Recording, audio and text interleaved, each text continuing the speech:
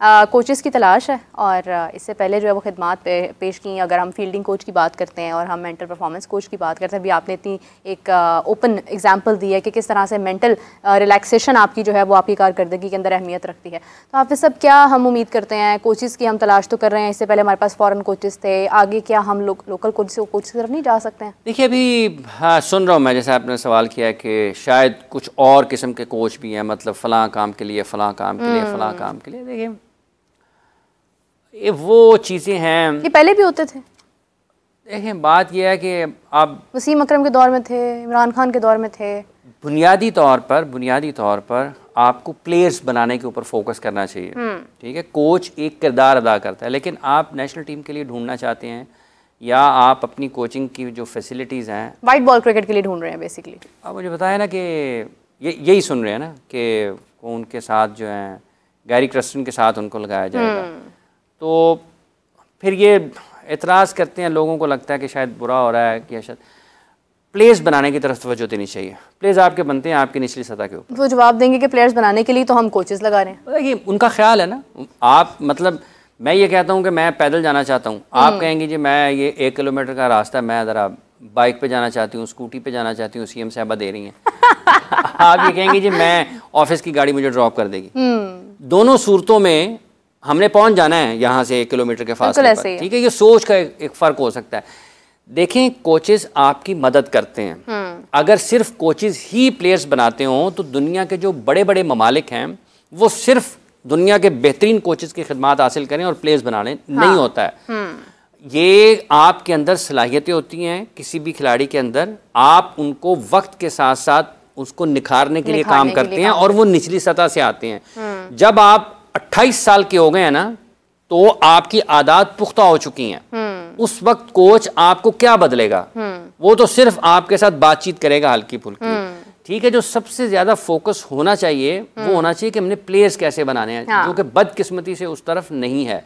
हो सकता है कि पाकिस्तान क्रिकेट बोर्ड ये कहे जी हम बिल्कुल ठीक काम कर रहे हैं, तो हम कहेंगे ठीक है जी आप बिल्कुल ठीक कर रहे हैं, लेकिन अगर कोई अच्छा काम कर रहा है तो उसका नतीजा निकलता है। अब ये नहीं हो सकता है कि हमारे पीछे एक सड़क है, मसरूफ सड़क है, शाम के टाइम पे वहां पे गुजरने का वक्त नहीं मिलता, तो अगर आप वो सड़क उखाड़ दें और जो मुतल्लिका इदारे हैं वो पूरा साल उस सड़क को बनाने में लगा दें और हर 2 माह के बाद प्रेस कॉन्फ्रेंस करें कि ये जो लगभग 500 मीटर या 1 किलोमीटर की सड़क है हम इसको बना रहे हैं, बहुत अच्छी बना रहे हैं, बहुत तो क्या आपको दलील दिल को लगे कि यार साल पूरा हो गया ये सड़क ही नहीं बन रही, ये तो बन जानी चाहिए 1 महीने में।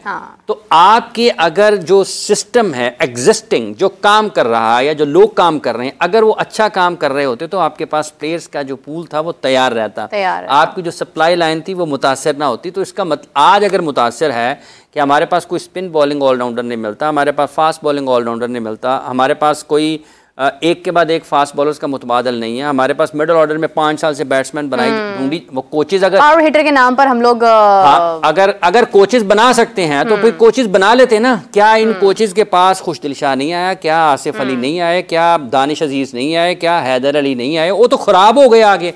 क्या शादाब खान कोचेज के पास नहीं रहे? बिल्कुल सही बात रहे हैं ना, बिल्कुल सही। क्या अबरार अहमद कोचेज के पास नहीं है?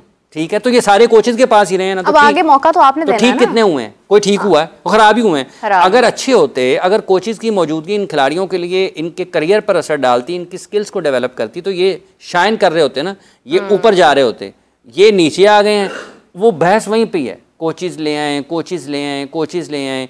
ये कोचेस जो हैं ये आपके लिए काम आ सकते हैं, ये नहीं है कि बिल्कुल आप उनको एक तरफ कर दें। अच्छा, लेकिन हाफिज साहब कतई कलामी की माजरत चाहती हूँ, वाई फॉरेन कोचेस? आपके पास कोई ऑप्शन नहीं है? क्या आकिब जवेद ने खिलाड़ी तैयार नहीं किए? क्या बासित अली ने खिलाड़ी तैयार नहीं किए? क्या मोहम्मद वसीम अगर आज काम कर रहे हैं तो क्या वो उनकी बेटरमेंट के लिए काम नहीं कर रहे होंगे? क्यों हम हमेशा देखते हैं कि हमें अब गैरी क्रिस्टन जब वो इंडिया की कोचिंग कर रहे थे उस वक्त और आज के गैरी क्रिस्टन में भी फ़र्क है।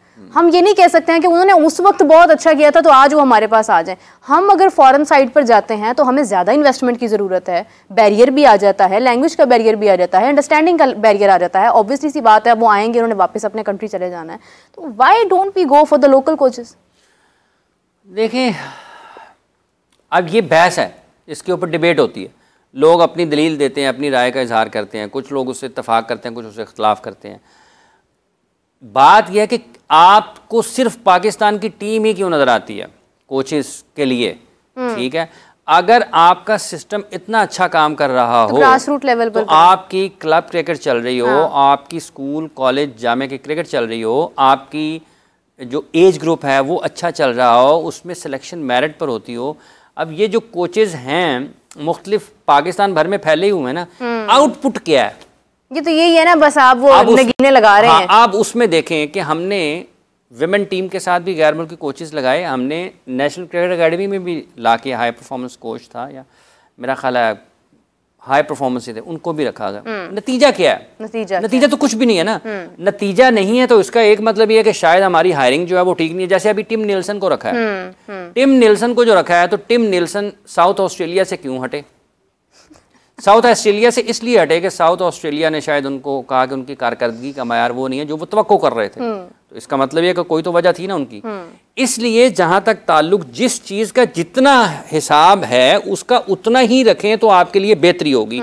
मतलब सिर्फ कोचेज अब ये जैसे 5 टीमें बनेंगी, हमने 5 मेंटोर्स लगाने हैं, उनके साथ वो उनके साथ काम करेंगे, लेकिन उसका कोई प्रोसेस नहीं होगा हायरिंग का, फायरिंग का। आप किसी भी मेंटोर को लगा रहे हैं तो आप किस बुनियाद पर लगाएंगे? सिर्फ इस बुनियाद करके इसके पाकिस्तान के लिए 400 मैचेस हैं या पाकिस्तान के लिए 300 मैचेस हैं, उन्होंने उस शोबे में कहाँ पर काम किया है? देखें मुख्तलिफ दुनिया के जो ममालिक हैं क्रिकेट खेलने वाले, उनके जब कोई भी शख्स कोचिंग में जाना चाहता है तो फिर वो वहीं से शुरू कर देता है नीचे। वो एक प्रोसेस के ज़रिए इसको टीम को, इसको टीम को, इस टीम को, इस टीम को, फिर वो आते आते अपनी नेशनल टीम तक आता है।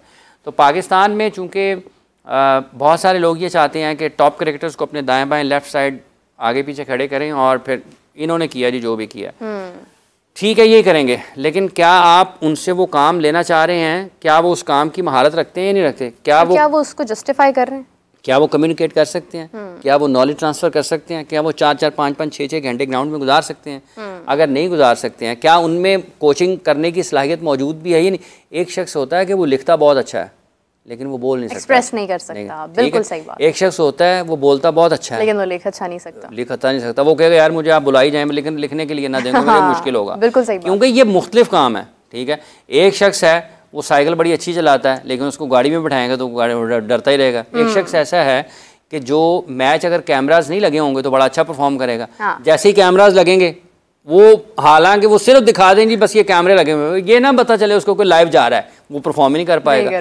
तो मुख्तलिफ लोगों की मुख्तलिफ सलाहियतें हैं और आपने उन्हीं से फ़ायदा उठाना है। और जो तरक्की के उसूल हैं, ज़ाब्ते हैं, जो तरीक़ाकार है बेहतरी का, उसके ऊपर अमल नहीं करेंगे तो आपके लिए मुश्किलात होंगी। जितने मर्जी कोचेज़ रख लें, मतलब हर खिलाड़ी का एक कोच रख लें, अगर उस खिलाड़ी के अंदर ही कुछ नहीं है ना तो कुछ भी नहीं होगा, कुछ भी नहीं होगा। तो आप दूसरा ये जहाँ से खिलाड़ियों ने आना है, आपने सिर्फ वो एक कहते हैं ना पैक्ड वो रखा हुआ है, आपने सारा स्टॉक रखा हुआ है कि बस ये हमारे पास है, इसी के ऊपर हम लोग जो है वो सारा काम करते रहे, पीछे आपके पास कुछ है ही नहीं ना आप उसको लेना चाह रहे हैं। आप जिस तरह हाफिज़ साहब ने बहुत खूबसूरत एक पॉइंट रेज किया है कि आप ग्रास रूट लेवल पर जाएँ, आप स्कूल लेवल पर जाकर कोचेज़ लगाएं, वहाँ पर जाकर आप काम करें जहाँ से आपके खिलाड़ी, जहाँ से आपके बच्चे निकलने हैं, कल को उन्होंने आपका नाम बुलंद करना है। खिलाड़ियों की बात आपने कर दी, मेरे जहन में एक चीज़ आ गई कि ये कोचेस के हवाले से ही इमरान खान साहब ने अपनी फर्स्ट क्लास क्रिकेट में 60,000 से ज़्यादा बॉल्स किए हैं।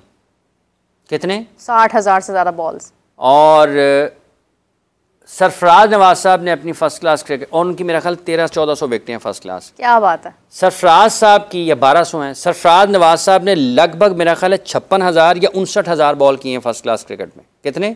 56,000 या 59,000। खुद सोचें। अब्दुल कादिर साहब के 49,000 बॉल्स हैं फर्स्ट क्लास क्रिकेट में, 49,000 बॉल्स।